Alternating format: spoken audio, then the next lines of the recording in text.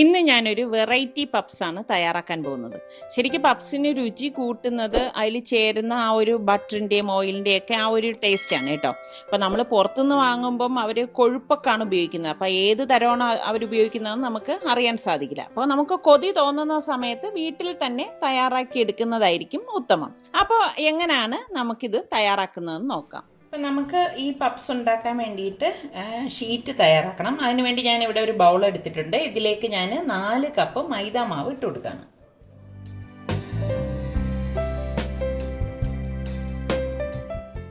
ഇനി ഇതിലേക്ക് നമുക്ക് പാകത്തിനുള്ള ഉപ്പിട്ട് കൊടുക്കണം. ഇനി ഇതിലേക്ക് ഞാൻ 1 ടേബിൾ സ്പൂണോളം പഞ്ചസാര കൂടി ഇട്ട് കൊടുക്കണം. പഞ്ചസാര നമ്മൾ ഇടുന്നത് എന്താണെന്ന് വെച്ചാൽ പപ്സിന് ഒരു കരികരിപ്പ് കിട്ടാനും ഒരു കളറിന് വേണ്ടിയിട്ട് വേണം കേട്ടോ. അപ്പോൾ നമുക്കിതൊന്ന് മിക്സ് ചെയ്ത് കൊടുക്കാം. ഇനി ഞാനിതിലേക്ക് 50 ഗ്രാമിൻ്റെ ബട്ടർ എടുത്തിട്ടുണ്ട്. റൂം ടെമ്പറേച്ചർ ബട്ടറാണ് ഞാനിവിടെ എടുത്തിരിക്കുന്നത്. അതും കൂടി ഇതിലേക്ക് ഇട്ടിട്ട് പുട്ടിന് നമ്മൾ നനയ്ക്കത്തില്ലേ അതുപോലെ ഒന്ന് ആദ്യം നനച്ചെടുക്കണം. അതിന് ശേഷമാണ് നമ്മൾ വെള്ളം ഒഴിച്ചത് കുഴച്ചെടുക്കുന്നത്. നമ്മൾ മെൽറ്റ് ചെയ്തെടുക്കരുത് കേട്ടോ ബട്ടർ. ഇതുപോലെ റൂം ടെമ്പറേച്ചർ ആക്കിയിട്ട് വേണം നമ്മൾ ഇതുപോലെ കുഴച്ചെടുക്കാൻ. നമ്മൾ എടുക്കുന്നതിന് ഒരു 2 മണിക്കൂർ മുൻപേ ഈ ബട്ടർ എടുത്തൊന്ന് പുറത്ത് വെച്ചിരുന്നാൽ മതി. ഇനി നല്ല ചൂടുള്ള ടൈമാണെങ്കിൽ 1 മണിക്കൂർ മുന്നേ ഫ്രിഡ്ജിൽ നിന്ന് പുറത്ത് വെച്ചാൽ മതി. പെട്ടെന്ന് മെൽറ്റായി കിട്ടും കേട്ടോ.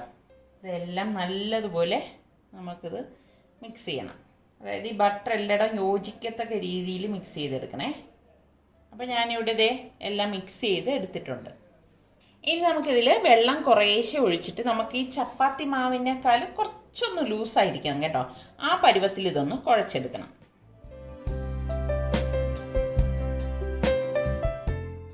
മാവ് ഒരുപാട് ടൈറ്റായി പോരുത് കേട്ടോ, അത് പ്രത്യേകം ശ്രദ്ധിച്ചേക്കണം.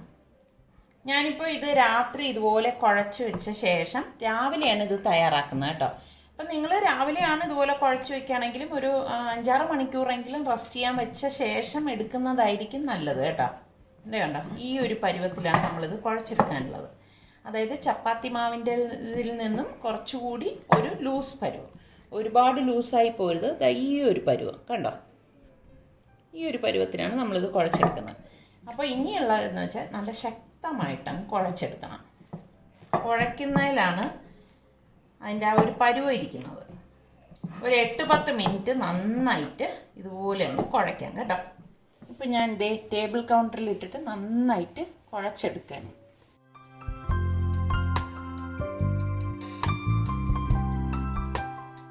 അപ്പം ഞാൻ ഇത് ഇതുപോലെ ഉരുട്ടി നീളത്തിലാക്കിയിട്ടുണ്ട്. ഒരേ ഷേപ്പിൽ നമുക്കിതൊന്ന് കട്ട് ചെയ്തെടുക്കാം.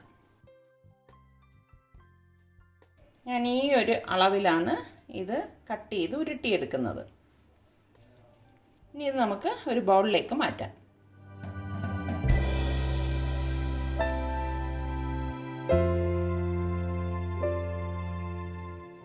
അപ്പോൾ ഈ ഒരു അളവിൽ എനിക്കിവിടെ 9 ബോൾസ് കിട്ടിയിട്ടുണ്ട് കണ്ടോ. ഈ ഒരു സൈസിലാണ് ഞാനിവിടെ എടുത്തിരിക്കുന്നത്. അപ്പോൾ ഞാൻ ഇവിടെ ഒരു പരന്ന ഒരു ട്രേ എടുത്തിട്ടുണ്ട്. ഗ്ലാസ് ട്രേയോ ഏത് ട്രേ വേണമെങ്കിലും എടുക്കാം കേട്ടോ. ഇനി ഇതിലേക്ക് നമുക്കൊരു 4 ടേബിൾ സ്പൂണോളം വെജിറ്റബിൾ ഓയിൽ ഒഴിച്ചു കൊടുക്കാം. വെളിച്ചെണ്ണ എടുത്തേക്കരുത് കേട്ടോ, അത് പ്രത്യേകം ശ്രദ്ധിച്ചേക്കണം. അപ്പോൾ ഞാൻ ഓയിൽ ഒഴിച്ചിട്ടുണ്ട്. ഓയിൽ ഇങ്ങനെ ഒന്ന് ചുറ്റിച്ചു കൊടുത്തിട്ട് അപ്പോൾ നമുക്ക് ഈ ഉരുട്ടി വെച്ചിരിക്കുന്ന ഓരോ ബോളും എടുത്ത് ഒന്ന് പരത്തിയിട്ട് ഇതുപോലെ ഈ ഓയിലിലേക്ക് ഇതുപോലെ ഒരു സൈഡ് പ്രസ് ചെയ്ത് കൊടുത്ത ശേഷം ഒന്ന് മറിച്ച് വെച്ച് കൊടുക്കാം കേട്ടോ. ഇതങ്ങനെ പപ്സ് എന്ന് പറഞ്ഞാൽ ശരിക്കും പറഞ്ഞാൽ ഈ ബട്ടറിലൊക്കെ നല്ല കോട്ട് ചെയ്തിരിക്കുന്ന ഒരു സംഭവമാണ്. അപ്പോൾ ഓൾറെഡി നമ്മളിതിലേക്ക് ബട്ടർ ചേർത്തിട്ടുണ്ട്. പിന്നെ ഇതുപോലെ ഒന്ന് പരത്തി ഒരു സൈഡ് ഇങ്ങനെ പ്രസ് ചെയ്ത ശേഷം മറിച്ച് വെച്ച് കൊടുക്കണം കണ്ടോ. ഇങ്ങനെ ഇതുപോലെ വെച്ച് കൊടുക്കണം. കാണുമ്പോൾ പലർക്കും തോന്നും ഇത്രയും ഓയിലിൻ്റെ ആവശ്യമുണ്ടോ എന്ന് തോന്നും. ഇത്രയും ഓയിൽ വേണം, കാരണം നമ്മൾ ഇനി ഇതിലേക്ക് വേറെ ഓയിലൊന്നും ചേർക്കത്തില്ല. അപ്പോൾ ഈ ബാക്കി വരുന്ന എക്സസ് ആയിട്ടുള്ള ഓയിൽ രാവിലെ നമ്മൾ മാറ്റും കേട്ടോ. അപ്പോൾ ഇനി ഞാനിത് ഒരു ഫോയിൽ കൊണ്ട് കവർ ചെയ്യാൻ പോകുന്നു. ഫ്രിഡ്ജിൽ വെച്ചേക്കരുത് കേട്ടോ, വെളിയിൽ വേണം നമ്മളിത് വയ്ക്കാനുള്ളത്.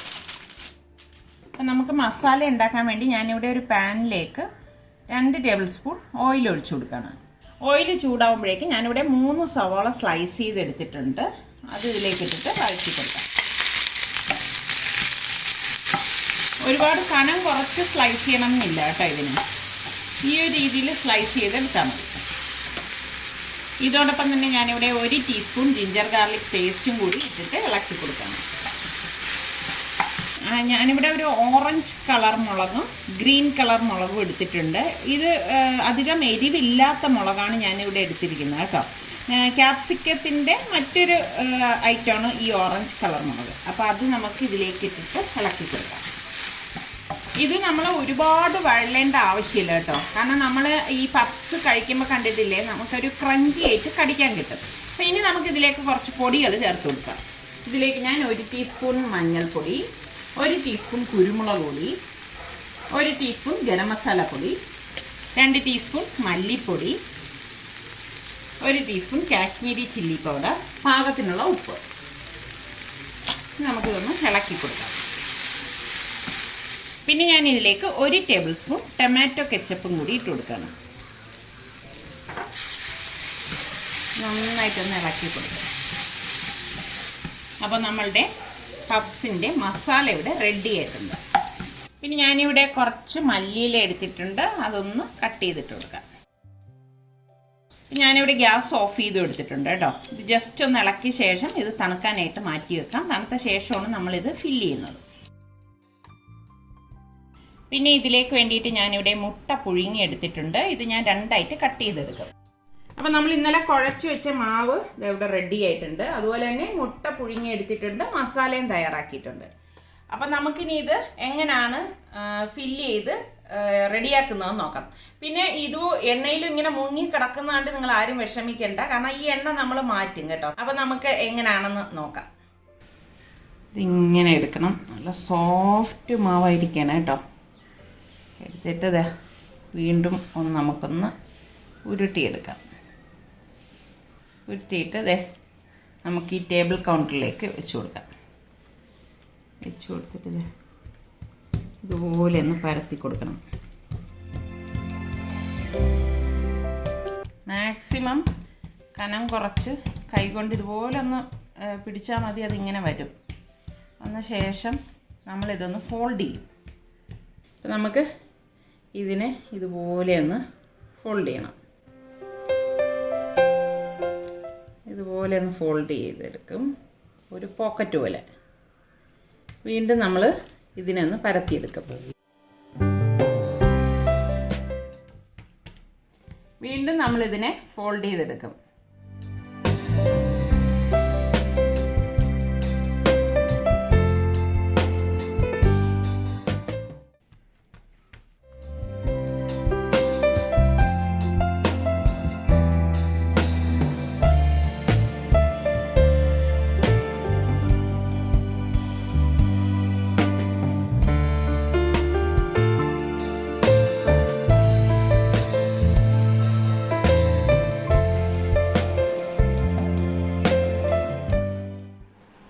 നമുക്കിതിൻ്റെ സെൻറ്ററിലേക്ക് കുറച്ച് മസാല വെച്ച് കൊടുക്കാം.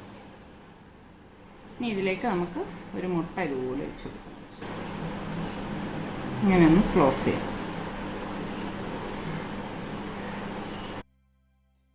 ഇത് നമുക്കിനി ഒരു ബേക്കിംഗ് ട്രേയുടെ പുറത്തേക്ക് വെച്ച് കൊടുക്കാം. നമുക്ക് ബേക്ക് ചെയ്യേണ്ട ട്രേയിലേക്ക് കുറച്ച് ഓയിലൊന്ന് ബ്രഷ് ചെയ്ത് കൊടുക്കണം.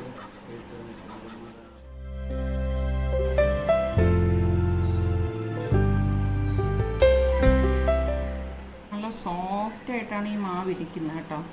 ഇതേപോലെ തന്നെ നമുക്ക് ഈ ഇരിക്കുന്ന മാവെല്ലാം ഒന്ന് പരത്തി ഫോൾഡ് ചെയ്ത് വീണ്ടും പരത്തി ഇങ്ങനെ ഫോൾഡ് ചെയ്ത് എടുത്ത ശേഷം ഫില്ലിങ് വെച്ചിട്ട് നമുക്കിഷ്ടമുള്ള ഷേപ്പിൽ ഇതിനെ മടക്കിയിട്ട് ബേക്കിംഗ് ട്രേയിലേക്ക് മാറ്റണം.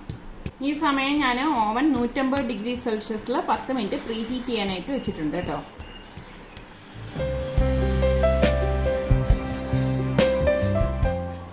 അപ്പം ഞാനിതേ ഇവിടെ ഇത് ഫോൾഡ് ചെയ്തെടുത്ത് വെച്ചിട്ടുണ്ട്.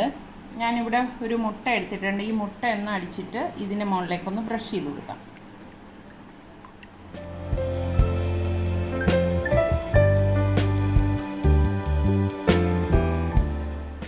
പിന്നെ നമുക്ക് ഓവനിലേക്ക് 150 ഡിഗ്രി സെൽഷ്യസിൽ 30 മിനിറ്റ് വെച്ചിട്ട് ബേക്ക് ചെയ്തെടുക്കാം.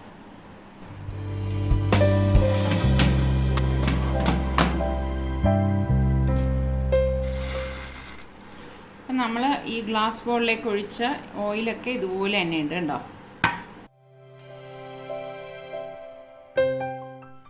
അപ്പോൾ ഞാനിവിടെ ഗ്യാസ് സ്റ്റോപ്പിൽ വെച്ചുള്ള പാൻ ദേ ഇവിടെ പ്രീ ഹീറ്റ് ചെയ്തിട്ടുണ്ട്. 5 മിനിറ്റ് ഇതുപോലെ വെച്ച് ചൂടാക്കിയെടുത്താണ്. ഇനി ഇതിനുള്ളിലേക്ക് ഞാൻ റിങ് വെച്ച് കൊടുക്കും. നമ്മൾ ഈ റെഡിയാക്കി വെച്ചിരിക്കുന്ന ട്രേ ഇതിനുള്ളിലേക്ക് ഇതുപോലെ ഇട്ട് കൊടുക്കും. ചൂടായതുകൊണ്ടാണ് ഞാൻ അങ്ങനെ ഇട്ട് കൊടുത്തത് കേട്ടോ. നമുക്കിത് ലിഡ് കവർ ചെയ്ത് ഇത് ബേക്ക് ചെയ്തെടുക്കാം.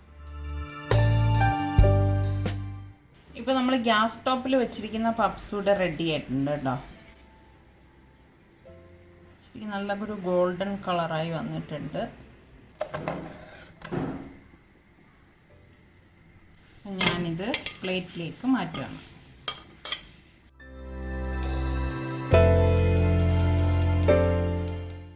അപ്പം നമ്മളുടെ ഓവനിലുള്ളത് ഇവിടെ റെഡി ആയിട്ടുണ്ട്. ഇനി ഞാനിത് പുറത്തേക്ക് എടുക്കുവാണ്.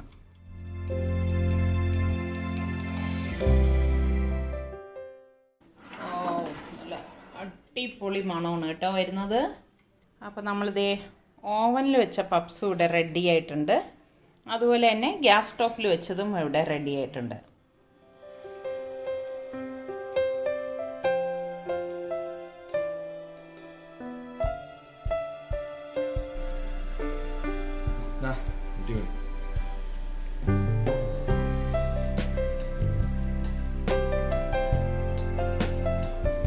നല്ല ചൂടാ.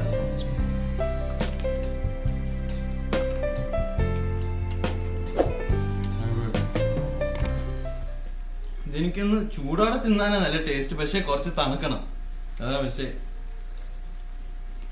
പപ്സ് ഇവിടെ റെഡി ആയിട്ടുണ്ട്. അപ്പോൾ ട്രൈ ചെയ്യാത്തവർ ഈ രീതിയിലൊന്ന് ട്രൈ ചെയ്ത് നോക്കിയിട്ട് ഫീഡ്ബാക്ക് തരണം കേട്ടോ.